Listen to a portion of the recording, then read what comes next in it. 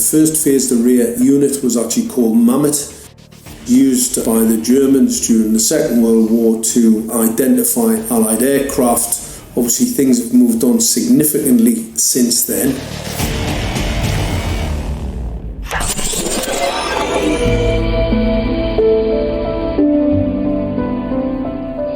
Well, I joined the Royal Navy in 1960, and I specialised in microwave warfare. Radar, obviously, which uses microwave, but they don't just teach you radar, they teach you all about microwaves and other uses. So I understood about microwave warfare and how it can damage people, how it can harm people. Microwaves then were used as weapons, as they are today. It is a perfect stealth weapon, and when governments don't like a group of people, for instance, the ladies who protest at Greenham Common in England about the American missile base they camped, they were microwaved. We microwaved Catholics in Northern Ireland to make them sick. It goes on all over the world, and it's a weapon that you don't know you're being targeted, because the dose is very, very low, which is actually more dangerous than a high dose. It's very, very low, and it may take a year or two, but you can cause neurological damage and cancers with low-level microwaves, and you can make all your opponents sick. It's a perfect weapon for a government. Our impulses are being redirected.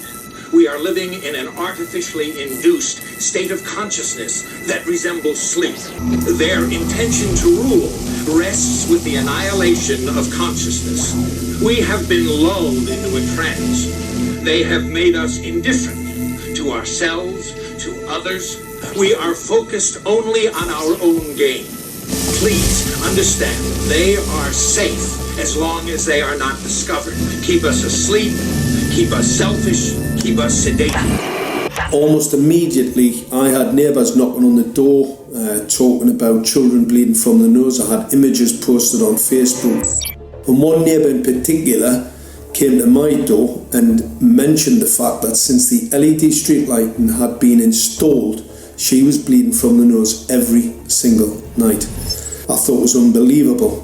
However, I spoke to another neighbour who lived not far from the first lady who mentioned this, and she also confirmed that since the LED street lighting had been installed, she also had started to develop nosebleeds and had never had nosebleeds before in her life. That then put me on a journey to investigate.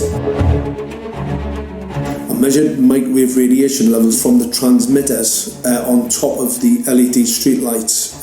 The basic 868 megahertz, it was significantly higher than the current Council of Europe 1815 resolution, which is a maximum of 600 millivolts. I've measured up to over 3,000 millivolts. 5 to 6 times higher than the guidelines. Significantly higher than the current Council of Europe 1815 resolution, which states that 200 millivolts should be the maximum. The Bioinitiative report states that it should be significantly less than that. So we've got the Council of Europe, that's, the international criminal courts are stating that, the learned judges have said that 200 millivolts, and I'm measuring in bedrooms in Gateshead, minimum 600 and up to 4,000. Does this mean that in 2020, 2021, when 5G is destined to roll out globally, that you're going to get those kind of readings everywhere all the time? Everywhere all the time. Worse than that? Worse than that.